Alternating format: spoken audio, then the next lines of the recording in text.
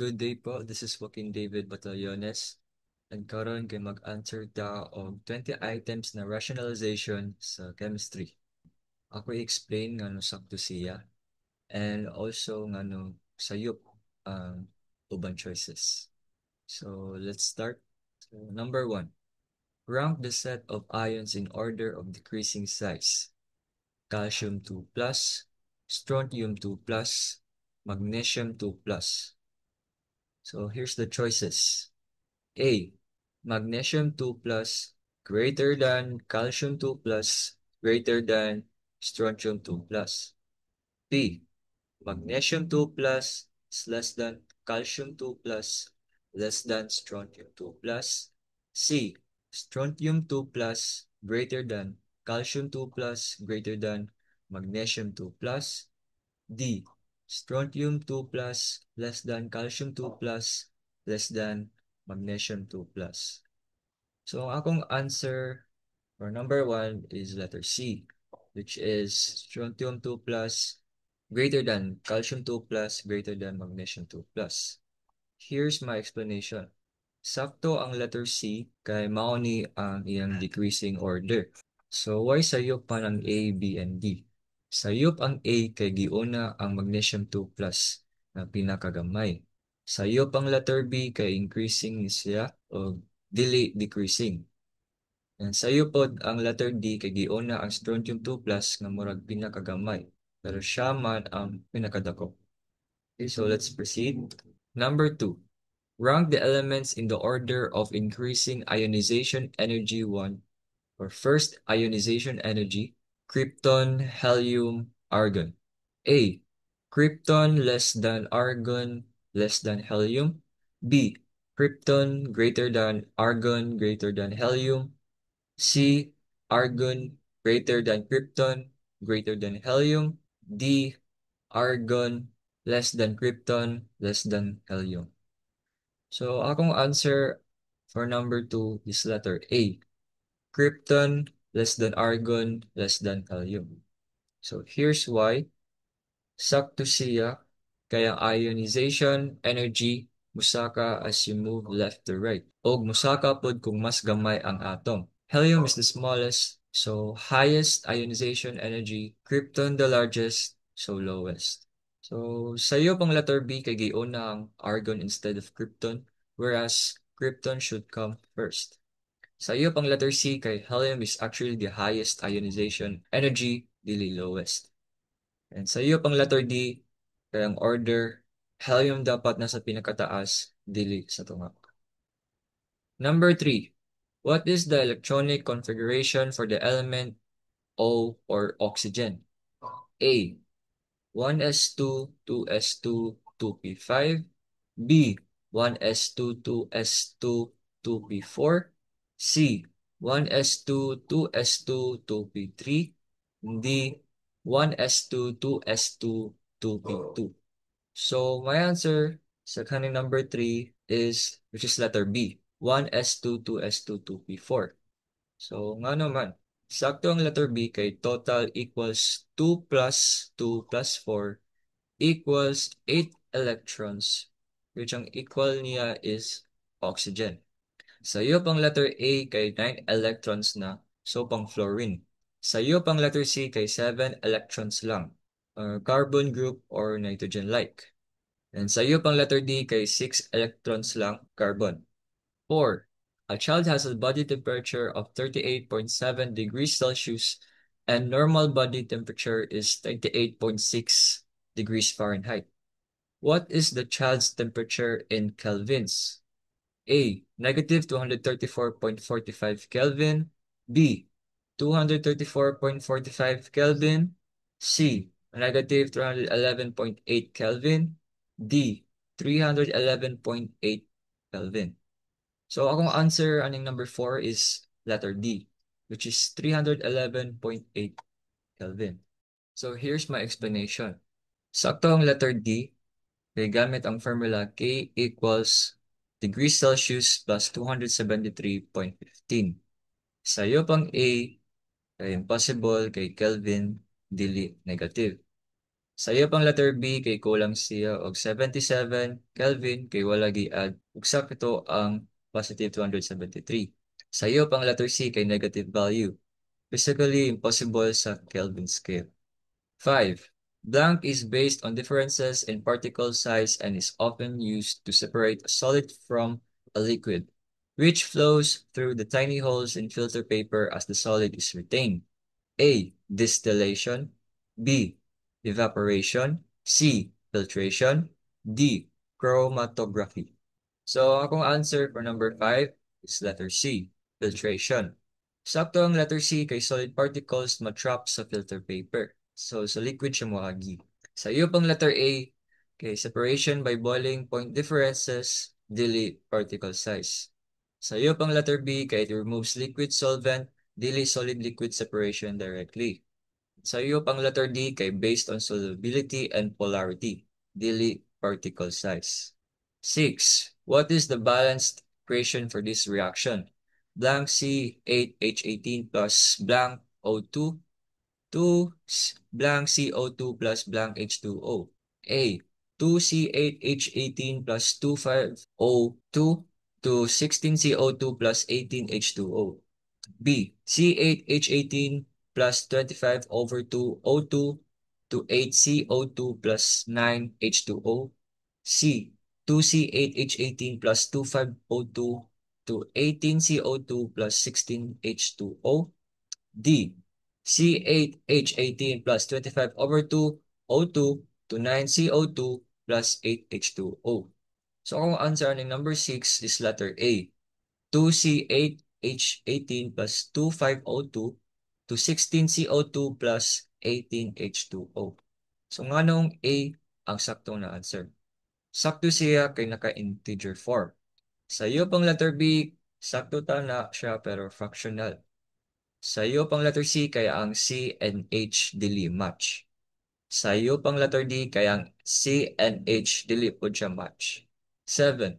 What is the molecular mass of tetraphosphorus trisulfide? So where atomic mass of P equals 30.97, S equals 32.06. A. 226.02 amo. B. 202.26 amo. C. 220.06 amo. D. 220.60 amo. So akong answer for number 7 is letter C. 220.06 amo. Sakto ang letter C kaya ang calculation P4 equals 123.88, S3 is equals to 96.18, so total equals 220.06. Sa iyo pang letter A kay overestimate sa mass, mula wrong, rounding, or mismultiply. Sa iyo pang letter B kay underestimate, kulang og weight. Sa iyo pang letter D kay near miss, wrong rounding. 8. Who presented the atomic theory of matter? A. Aristotle. B. Democritus. C. John Dalton. D. Antoine Lavoisier. So akong answer for number 8 is letter C. John Dalton.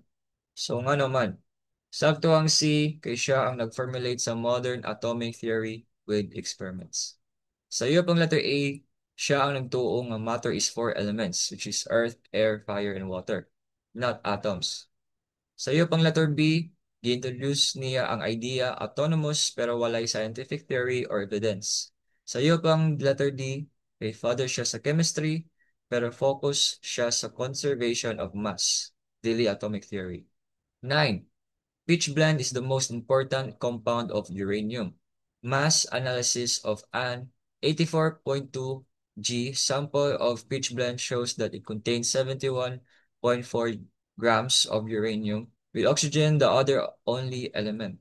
How many grams of uranium and oxygen are in 102 kilograms of pitchblende? A.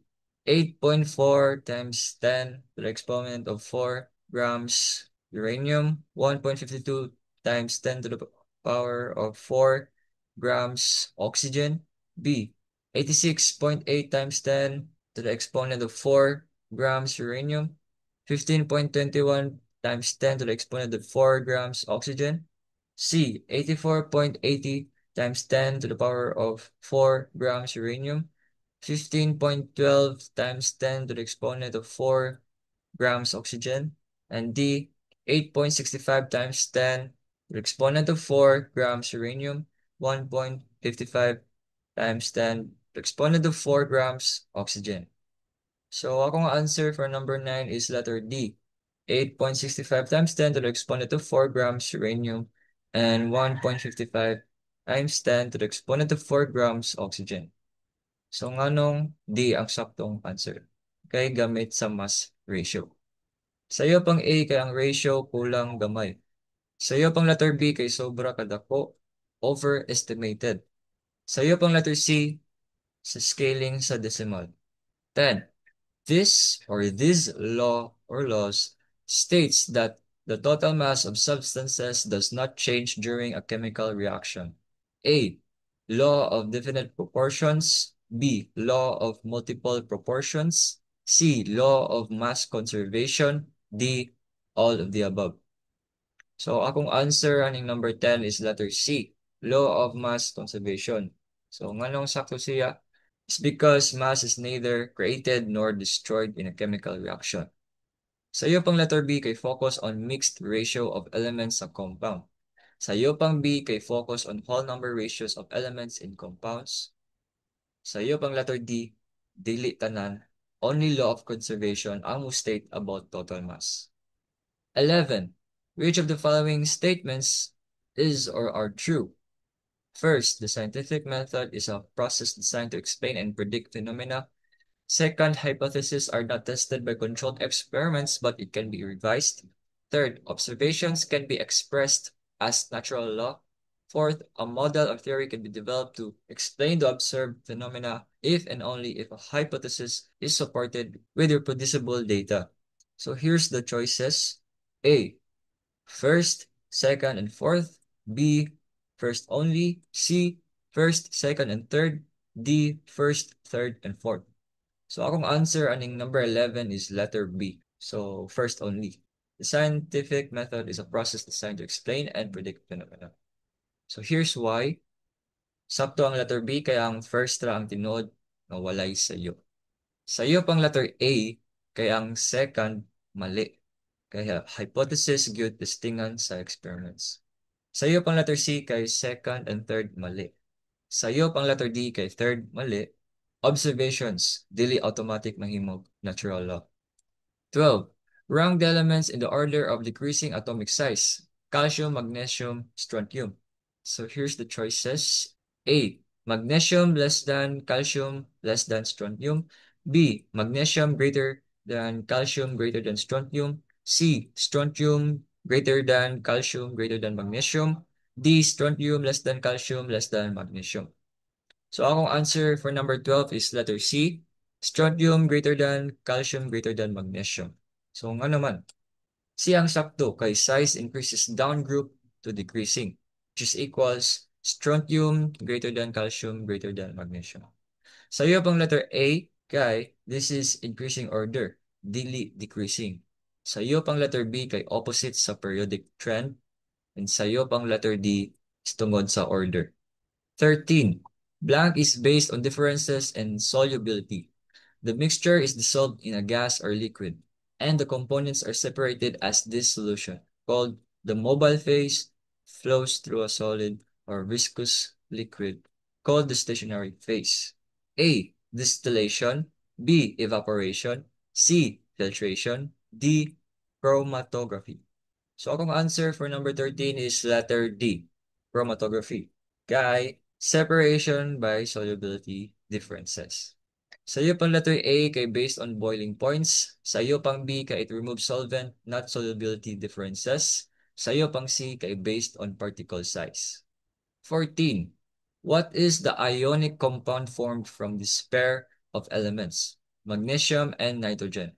A. Magnesium nitride. B. Magnesium nitrate. C. Magnesium third nitrogen second. D. Magnesium third nitride second. So kung answer aning number 14 is letter A, magnesium nitride. Kay correct formula from magnesium 2 plus and nitrogen 3 negative. Sa iyo pang B kay dapat contain oxygen. So NO3 negative. Dili na sa question. Sa'yo pang letter C, itungod sa naming convention. Sa'yo pang letter D, is because ang oxidation states not applicable. 15. Silicon is a major component of semiconductor chips. It has three naturally occurring isotopes, 28 silicon, 29 silicon, and 30 silicon. Determine the numbers of protons, electrons, and neutrons in an atom of silicon 30. A. 14p plus 14e negative and 14 and 0.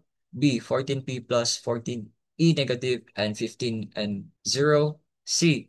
14p plus 14e negative and 16 and 0. D. 14p plus 14e negative and 17 and 0. So akong answer aning number 15 is letter C. 14p plus 14e negative and 16 and 0. Sakto ang C. Tungod ang mass number 30 negative 14 protons is equals to 16 neutrons. Sa iyo pang letter A, the neutrons should be 16, not 14. Sa iyo pang letter B, off by 1 neutron. Sa iyo pang D, off by 1 neutron, daghan rapod kaayo. 16. A magnesium ion, Mg2+, has a mass number of 24. How many protons does this ion have? A. 10, B. 12, C. 24, D. 26. So akong answer aning number 16 is letter B, which is 12. Sakto siya kaya ang atomic number of Mg is equals to 11 and equals to protons. Sa iyo pang A, kay 10 is the number of electrons lost, dili protons. Sa iyo pang C, this is the mass number, not protons. Sa iyo pang letter D, kay random overcount, dili valid. 17. A golden colored cube is handed to you. The person wants you to buy it for $100, saying that it's a gold nugget. You pull out your old geology text and look up gold in the mineral table and read that its density is 19.3 grams centimeters cube. You measure the cube and find that it is 2 centimeters on each side and weighs 40 grams. What is its density? A. 10 grams centimeters cube. B. 5 grams centimeters cube. C. 15 grams centimeters 3. And D. 15 grams millimeters. So akong answer for number 3. So akong answer for number 17 is letter B. 5 grams centimeters cube. Nga naman, sakto ang letter B kay 40 grams divided by 8 centimeters cube is equals to 5 grams centimeters cube. A sayop ang computation, ang C sayop pod calculation, ang D parehas sayop ang computation, wrong unit. 18. Arrange the following steps to determine the empirical formula of a compound. First, determine the ratio by dividing the number of moles of each element by the lowest number. Second, compute for the number of moles from the given mass of each element. Third, use the resulting ratio as the subscript in the formula. Fourth, identify the mass of each element stated in the problem or from the percentage given. A. Fourth, third, first, second. B. Second, third, first, fourth. C. Second, first, third, fourth. D. Fourth, second, first, third.